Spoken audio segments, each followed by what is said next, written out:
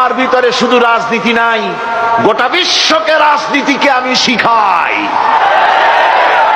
অর্থনীতি শিখাই, পৃথিবী চলবে কিভাবে তা আমি দেখাই।